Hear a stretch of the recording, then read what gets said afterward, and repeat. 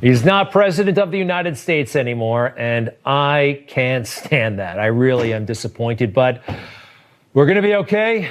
We're going to thank this president. Wow, what a sacrifice that he made, his family made, the amazing things that he accomplished, and he'll be back. But today we did hear from him for the last time as president. A goodbye. We love you. We will be back in some form.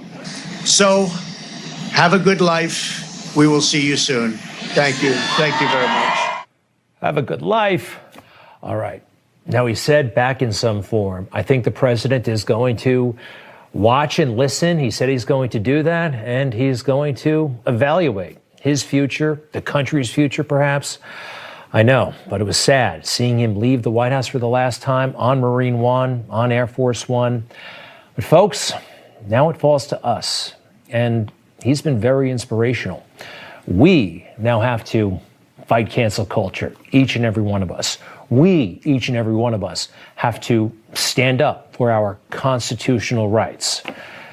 How do you feel about Joe Biden? He is the president of the United States. It's okay, ladies and gentlemen, to say you do not wish the president success. It is. Now, I wish him no harm, of course, and I want him to be happy and healthy in his life, but I wish Joe Biden no success. I don't want him to re-enter the Paris Climate Accord. It's okay to say that. I don't want him stacking the Supreme Court as he pretty much said he would during the campaign. I don't want him to succeed at that. I don't want him re-entering any nuclear deal that was so flawed with the Iranians. I don't want to see that. So it's actually okay to say you don't want to see Joe Biden succeed. Remember, he is the head of the executive branch, okay? And we've got three branches. They are all co-equal. Fair enough? Fair enough. Joe Biden jumped the gun a little bit today. He got sworn in at 10 minutes to noon. I don't mean to nitpick, but does say noon according to the law. But anyway, here's a bit from today. A cry for survival comes from the planet itself. A cry that can't be any more desperate or any more clear. And now, a rise of political extremism, white supremacy, domestic terrorism that we must confront and we will defeat. I hate white supremacy. I hate domestic terrorism, but we've got bigger problems than that. All summer long, this country was on fire. But Joe, for his liberal base, focused on what happened 2 weeks ago. And they're going to, it looks like, exploit that. This is my neighborhood over the summertime. You see this nonsense? It was happening in cities all across the nation. And Joe Biden, at the age of, 78, is suddenly, after 50 years in Washington, D.C., going to tackle issues of institutional racism and white supremacy. Joe Biden, a man who never sees race. The first sort of mainstream African American who is articulate and bright and clean and a nice looking guy. I mean, that's a storybook, man. Joe Biden in his late 60s marveling that there could be a bright, articulate, and clean African American male. Something tells me that Joe Biden, in his heart of hearts, is not exactly woke.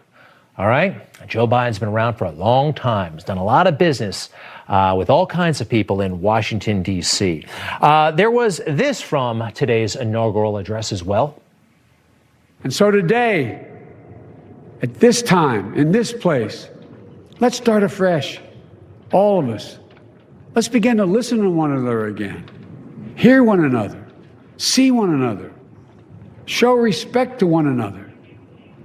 Politics doesn't have to be a raging fire, destroying everything in its path. Every disagreement doesn't have to be a cause for total war. And we must reject the culture in which facts themselves are manipulated and even manufactured.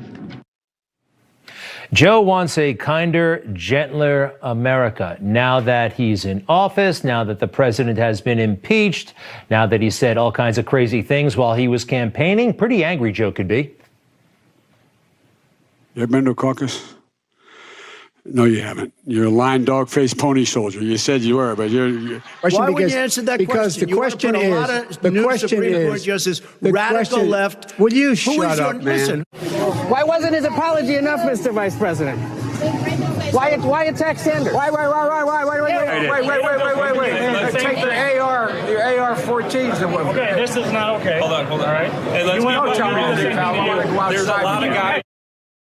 Okay, am I being hard on Joe Biden his very first day in office? Maybe a little bit, because I was looking for two things today. Number one, to call off the impeachment against Donald Trump. That would have been great. He talks about unity. That really would have given me, hey, I would have said, give Joe Biden a chance. Wow, what a great thing to do. And also, get a hold of big tech. That is not his plan. In fact, there are creepy indications that Joe is all into big tech censoring you and me. Recent weeks and months have taught us a painful lesson. There is truth and there are lies. Lies told for power and for profit. And each of us has a duty and a responsibility as citizens, as Americans, and especially as leaders who have pledged to honor our Constitution and protect our nation, to defend the truth and defeat the lies. Who's to determine what the truth is? Joe, that is not your job. Excuse me, Mr. President, fair enough. That's not your job, all right? When the government gets involved figuring out who's telling the truth and who's not, that should be illegal. It's bad enough when private industry does it, as they recently did to Donald Trump, kicking him off Twitter. That was a creepy thing to do, especially when we all saw what Donald Trump really said. You guys are trying to say that he incited violence. He didn't. With Melio's vendor payment solution, you can pay your business bills now and keep your cash longer. How? By paying.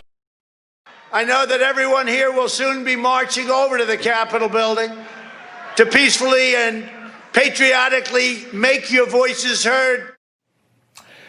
They're saying that he incited the riot, and they have canceled him because he said peacefully and patriotically march. Folks, I don't think anybody should be in the censoring business. The government, media, they're still trying. I saw Joe and Mika today, and Joe, by the way, Joe Scarborough, he's just a retired congressman who has a cable show. He is not the minister of truth, but he seems to think that he is. We have the president starting to speak. We're going to dip into this for as long as the president can manage to tell the truth. So Joe will decide when he's telling the truth and when he's not. Again, Joe Scarborough, retired congressman, happens to have a cable show, happens to be married to Mika Brzezinski. He should not have that power, okay? And certainly the government shouldn't have that power. And I think they're warming up to it big time. Folks, in 2018, 19, and 20, we've heard a lot of people talk about speaking their truth. Now, when I first heard about that, I didn't quite like it because I think there's the truth and then there's your truth, but there's actually some merit in speaking your truth. Take a look at this. If I'm just living in my truth and speaking my truth out of love, then that's all I can do. This was the best way to get my truth out there. I wanted to share more of my truth in this story. So much of my work is about speaking authentically, about telling my truth, about telling my story. You always told me to speak my truth, and so I'm trying to do that every day. All right, I think it's a little bit corny, but I actually think it's valid. Who am I to say what anybody else's truth is or isn't? That's up to individuals, okay? That's not up to the government, and that's not up to big tech. That's, again, why I was so disappointed in Joe Biden's speech today. He did not call for big tech to get off our backs. And also, I think it was a perfect opportunity for him to call on Congress to say, leave Donald Trump alone. All right. After his speech, there was a lunch. And then the most bizarre and sad inaugural parade you've ever seen through the streets of Washington, D.C. Anything look kind of funny to you? We got bands, we've got people in uniform, our armed forces. Nobody on the sidewalk. Take it full if you will. No one on the sidewalk. A parade that's safe, for government leaders, the friends of government leaders, for soldiers, for their hand-picked entertainers, but is somehow not safe for the people? A soulless parade. You know, after September 11th, we all recognized that the government had to increase security everywhere. We didn't want them violating our rights. And for the most part, they didn't. But what happened 2 weeks ago, is that sufficient cause for that level of security that we saw today? I don't know if it is. I'm deeply troubled that they will use that as a pretext to take away our rights. And we have to be very, very vigilant about that. I want to point out something I saw from President Trump actually last night. Very interesting moment. He thanked some people in his farewell address who almost never get acknowledged in presidential farewell addresses. I also want to take a moment to thank a truly exceptional group of people, the United States Secret Service. My family and I will forever be in your debt. My profound gratitude as well to everyone in the White House Military Office, the teams of Marine One and Air Force One, every member of the armed forces, and state and local law enforcement all across our country. That was beautiful, and I looked it up. Barack Obama did not acknowledge the Secret Service, Air Force One personnel, or Marine One. Neither did Bill Clinton or George W. Bush in their official farewell addresses. Those are hard jobs, by the way. The Secret Service, oh my gosh, they're running around the country like crazy. Air Force One, Marine One, those guys, very, very tough job. And you know what? It's essentially a blue-collar job. President Trump respects that type of work. Other presidents, too often, I think they look down on those guys in their hearts like they were just the help. President Trump respects people who work. All right, folks, there is this that I'm kind of excited about now that President Trump is out of office. I'm going to probably have access to him, more so than I've had over the past 4 years.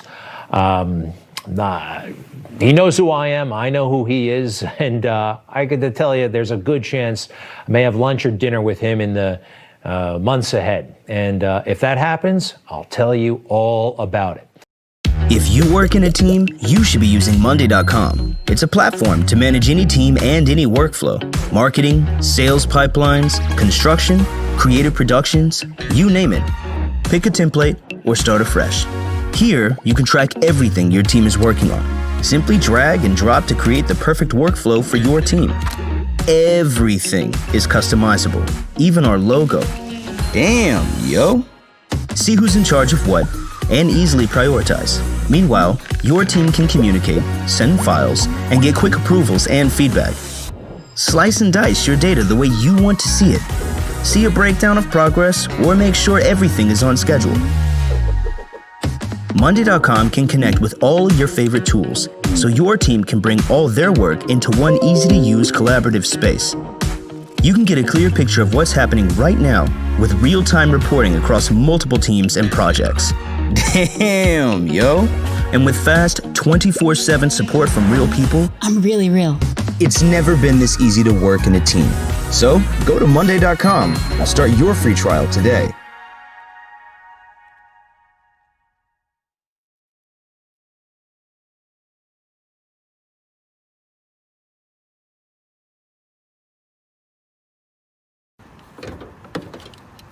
Not sure if you've heard, but if you don't have a speeding ticket or a DUI, you can get your car insurance for as low as $19 a month. Simply enter your zip code, answer a few simple questions, and start saving. Policy Pilot, try them out for free.